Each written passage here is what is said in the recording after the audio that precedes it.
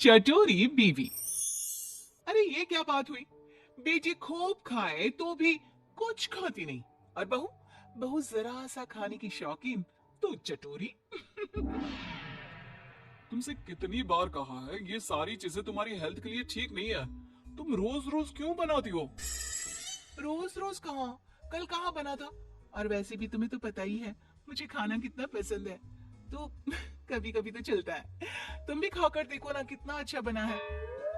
एक दिन छोड़कर तो तुम रोज ही बनाती हो, कभी कभी कब हुआ? तुम जानती भी हो तुम कितना जंक फूड खाती हो। ये जंक फूड कहाँ है? इसे मैं घर पर बनाती हूँ। तुमको नहीं खाना तो मत खाओ, लेकिन मुझे तो शांति से खाने दो। और ये भाषण ना तुम अपने कॉलेज में जाकर दिया करो, यहाँ नहीं। अब इस भूखी औरत को कौन समझाए कि मैं जो बोल रहा हूँ इसकी भलाई के लिए बोल रहा हूँ, ना कि अपने लिए। शाम को, अरे बच्चों कहाँ हो? देखो मैं तुम्हारे लिए क्या लाई हूँ। मम्मी क्या लाई हो? गर्मा गर्म पकौड़े। अरे वाह, पकोड़े। तुम फिर से कुछ ले आई? खुद तो खाती ही हो, ऊपर से बच्चों को भी ऐसा खाना खिलाती हो। दोनों माँ बेटे का साइज बिल्कुल एक जैसा है। मम्मी देखो ना, पापा मुझे मोटा बोल रहे है? कैसे बापू तुम? कोई अपने लड्डू जैसे गोल मटोल बेटे को मोटा बोलता है क्या? लड्डू? ये लड्डू नहीं कद्दू है। कद्दू जी माफ कीजिएगा। खैर बच्चे ये सुनकर रोने लगता है। देखो रुला दिया ना मेरे लड्डू को, बेचारा। ले लड्डू, तू ये पकोड़े खा, हाँ इनको रहने दे, ये ऐसे ही है टेढ़े। शाम को सुरेश के माँ बाप घर आते हैं। ये इतना सारा खाना तूने किसके लिए बनाया हुआ है बहू? माँ जी, ये सब खाना हमारे लिए ही है। आप लोग बड़े दिनों बाद हमसे मिलने आए हैं ना, इतना तो बनता है माँ जी। माँ ये जो बोल रही है ना आपके लिए, वो आपके लिए नहीं है, उसने खुद के लिए बनाया है। माँ जी आप ना इनकी बातों पर ज्यादा ध्यान मत दीजिए, इनकी तो आदत ही है मजाक करने की। आप खाना खाइए ना। बहू खाना तो बहुत अच्छा बना है, एकदम चटपटा। लेकिन हमारी उम्र में लोग चटपटे से ज्यादा सादा भोजन खाना पसंद करते हैं। ये सही बोल रहे हैं। वो क्या है ना बहू, हम लोगों की उम्र में ऐसा खाना पचने में बहुत टाइम लगता है। नहीं तो ऐसा खाना कौन ना खाना चाहे। तो माँ जी खाइए ना एक दिन सबको जाना ही है, तो खाकर क्यों ना जाया जाए। अरे ये तुम क्या बोल रही हो, होश में तो हो। अरे एक दिन सबको जाना है तो क्या सड़क में गाड़ी के नीचे लेट जाए? लगता है खाना तीखा बनाते बनाते बहू की जुबान भी बहुत तीखी हो गई है। बहू सोच समझ के तो बोला करो कि क्या बोल रही हो। माँ जी आप थोड़े दिन और रुक जाइए, मैं आपको रोज ऐसा खाना बनाकर खिलाऊंगी, फिर तो आपका पेट भी इसकी इजाजत दे देगा। बेटा लड़का है, बहू ऐसा खाना खिलाकर मेरा पत्ता जल्दी काटने का सोच रही है। भगवान बचाए ऐसे बहू से। ठीक है माँ जी, लेकिन थोड़ा खाना और तो लीजिए। नहीं नहीं बहू, मेरा बस हो गया। और ससुर जी आपको तो लेना ही होगा। अरे नहीं बहू रहने दो, मेरा भी बस हो गया। वो क्या है ना, मुझे डॉक्टर ने आजकल कम खाने को कहा है।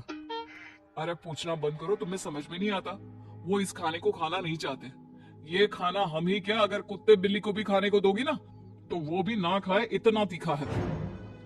तुम तो अपना मुंह बंद ही करो, तुम लोग नहीं खाओगे तो क्या हुआ, मेरा प्यारा बेटा जरूर खाएगा। इतने में बच्चा दौड़ कर आता है। लो आ गया, शैतान का नाम लिया और शैतान हाजिर। खिलाओ इसको और गेंडा बना दो। अरे लड्डू, ये लड्डू कद्दू में कैसे बदल गया? कितना मोटा हो गया है। सच्ची दादी मैं मोटा हो गया क्या? लेकिन माँ तो बोलती है मैं वैसा का वैसा ही हूँ, 1 इंच भी नहीं बढ़ा। अरे कितना कमजोर है मेरा बच्चा। आए मेरा बच्चा। सच कहा, तुम्हारी माँ ने तुम्हें 1 इंच भी नहीं बढ़ने दिया, बस पेट बाहर आता जा रहा है। माँ जी ये आप क्या बोल रही हैं? कहाँ है मेरा बेटा मोटा? इसे तो तंदुरुस्त बोलते हैं। तब तो मुझ जैसे को हड्डी बोलते होंगे ना। आप सभी लोग ना मेरे बेटे और मेरा मजाक मत उड़ाइए। चल बेटा हम चलते हैं हमारे कमरे में, वहीं जाकर खाएंगे। ऐसे ही सुरेश की बीवी कुछ ना कुछ नया बनाकर खाती रहती थी, लेकिन एक दिन आह, आई, आह, क्या हुआ? क्यों नाटक कर रही हो? अगर तुम मेरा ध्यान अपनी तरफ खींचने के लिए ये सब कर रही हो तो नहीं जी, मुझे सच्ची में बहुत दर्द हो रहा है। इतना दर्द जैसे पेट में आग लग गई हो। क्या सच्ची में? क्या खाया था? आग पेट में लग गई? कैसे? मैं दर्द से परेशान हूँ और आपको मजाक लग रहा है। मैं ये दर्द नहीं सह पाऊंगी। मुझे डॉक्टर के पास ले चलिए प्लीज। पागल, डॉक्टर के पास नहीं, तुझे तो किसी खाने के ठेले में खड़ा कर देते हैं। क्यों? वहीं जाकर तुम ठीक हो जाओगी। सुरेश अपनी बीवी को पास के हॉस्पिटल ले जाता है और उसे दिखाता है। डॉक्टर जी, क्या हुआ है? मेरी बीवी को ऐसा क्यों लगता है जैसे उसके पेट में आग लगी है? कहीं ये... पति डर सा जाता है, लेकिन तभी अरे नहीं नहीं, कुछ नहीं। वो क्या है ना, लगता है आपकी बीवी कुछ ज्यादा ही तीखा खाना खाती है। अब आजकल की औरतें कहाँ ऐसा खाना खाती हैं, लेकिन अब इसी के कारण इनके पेट में इन्फेक्शन हो गया है। अच्छा, तो डॉक्टर ये इन्फेक्शन सही कैसे होगा? ये तो तीखा खाना छोड़ ही नहीं सकती। नहीं छोड़ सकती तो क्या होता है? अरे भैया, इनको तीखा और बाहर का खाना बंद करना ही होगा, नहीं तो ये इन्फेक्शन फैल गया तो अच्छा नहीं है। इसका ऑपरेशन करना पड़ेगा। फिर तो ये गजब सा फिगर है ना भाभी जी का वो अम्मी जी जैसा हो जाएगा। बाकी भाभी जी की मर्जी। नहीं नहीं, मैं मोटी आंटी जैसी नहीं बनना चाहती।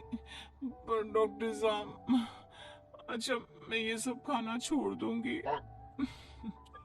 पति डॉक्टर को देखता है और फिर तुमने सुना डॉक्टर की बात? तुमसे कितनी बार कहा मैंने, लेकिन तुम नहीं मानी। अब कर दी ना अपनी तबीयत खराब। और खाओ तीखा चटपटा खाना। तुम अब चिढ़ाओ मत मुझे। अच्छा तुम ये डॉक्टर से पूछ कर आओ ना कि हफ्ते में एक दिन खा सकते हैं क्या। उस वक्त तो डर के मैंने बोल दिया था, लेकिन अब मुझे मुश्किल लग रहा है। यहाँ जान पर बनाई है और इसको खाने की पड़ी है। अभी भी आधी रात को मेरी नींद खराब कर तुमको अपने खाने की चिंता हो रही है। यार कुछ तो सुधर जाओ। तभी सास बच्चे को लेकर आती है। बेटा, ये छोटू भी पता नहीं क्यों पेट पकड़ कर बैठा है, जरा देख ले। अब इसे क्या हो गया? माँ, मुझे तो डर लग रहा है कि कहीं इन दोनों का ही ऑपरेशन ना करवाना पड़ जाए। अरे पर तू पैसे कहाँ से लाएगा? वैसे बहू के गहने हैं ना, उसे बेच सकते हैं हम। नहीं नहीं, मेरे गहनों की ओर ना देखना। मैं वादा करती हूँ, मैं चटोरे खाने की ओर नजर भी नहीं लगाऊंगी।